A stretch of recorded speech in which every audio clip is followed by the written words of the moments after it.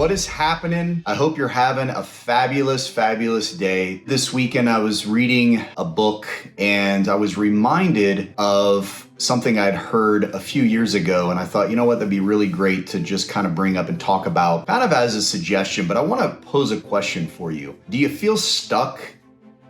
Do you feel like the next level for you is kind of eluding you? It's hard to get to for whatever reason. You just feel like you take one step forward and two steps back? Does it feel like you're in quicksand and you can't move? You've gotten to that plateau that you've wanted to, that you're striving for, but to get to the next plateau, you just feel like you're not going anywhere. You're just riding a bike, on a hamster wheel, and you're just not going anywhere. I would like to propose to you something that you could potentially look at that could be one of the reasons why you feel this way. I would like for you to take an assessment of your inner circle.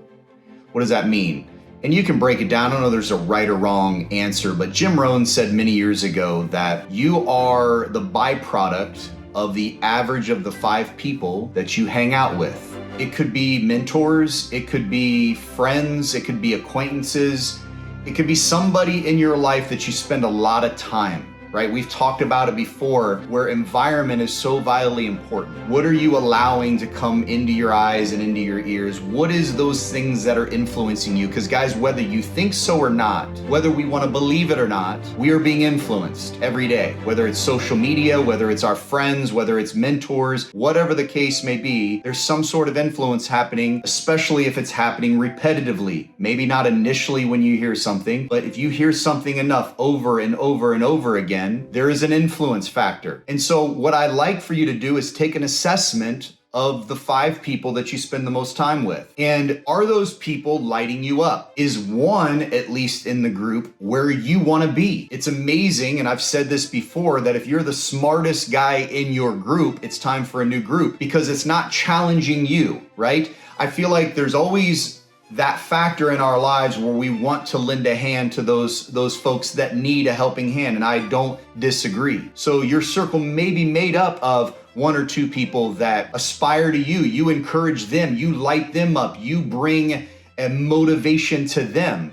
Nothing wrong with that. But if that's all you've surrounded yourself with and you're the kingpin, so to speak, you're the guy, then where does your growth come from? Who are you spending the majority of your time with? Is it people that are going to bring you up? Are they people that are going where you are, where you want to be? Not going where you want to be, but have already arrived. Because those are the people that you want to be there to influence you. You want those people to be in your lives to get you to take that next step, to hold you accountable to the things that you are doing or that you've committed to do so that you can become a better person, so that you can improve in your career. For example, if I wanted to become a piano player, then wouldn't I consider hiring the best coach out there that I feel like would resonate with me, that could take me to the next level of learning how to play the piano? Now, obviously, I have to put in the work, but if I'm going to be around this person once a week and practice what they tell me to practice, I'm bringing this person in that's going to influence the way I learn and how I can grow, and now I can begin to become a good piano player. And you can apply this to really any area of your life, whether it's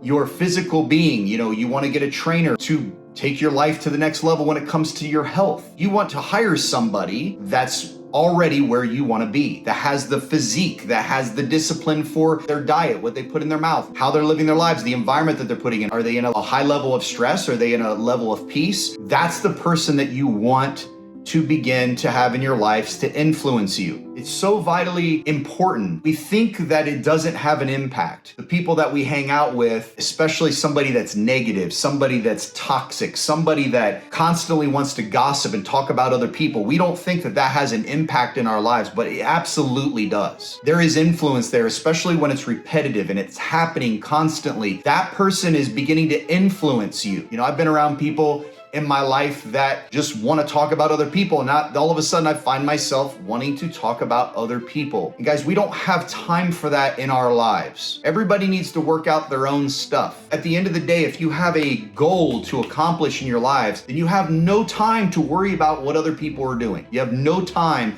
to worry about how other people are living their lives. We want to surround ourselves with people that get us excited, that get the juices going inside of our heart, that gets us excited about going to the next level, challenging us to go to the next level. Do the necessary things that get us to the next level. Again, I would ask you, who are you surrounding yourself with? Who are you allowing to influence your life? It's so vitally important that you take an assessment, that you look at it. If there's people in your lives that no longer serve you, it's nothing personal. It's just time to move on. People come into your life for a reason, for a season, and for a lifetime. So at the end of the day, it's nothing personal. There's no longer an ability for that person to do the things that are needed in your life, so you move on. Somebody else will come into their life. But you have to have the connections and the influence to begin to start shaping and changing your life. So the question is posed, I can predict your future if you show me the top 5 people that you spend the most time with. I want you to assess those people and then look into the future and say, in 5 years, am I going to be where I want to be? And if not, then make those changes. Bring in the people that are necessary to get you to your next goal. And it doesn't mean that you can't still hang out with some of those folks and have acquaintances and things like that.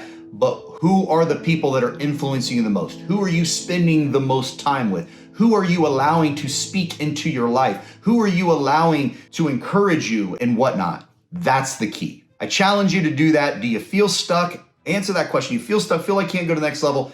Again, this isn't the end all be all, but this is just one area that you may want to take a look at to determine, is these folks that are around me, are these the folks that are going to take me to where I want to go? It's a valid question. And if not, make the adjustments, make the changes, make the shift so that you can get unstuck and get to that next level that you're wanting to get to. So I hope that's been helpful to you. Until next time, bye for now.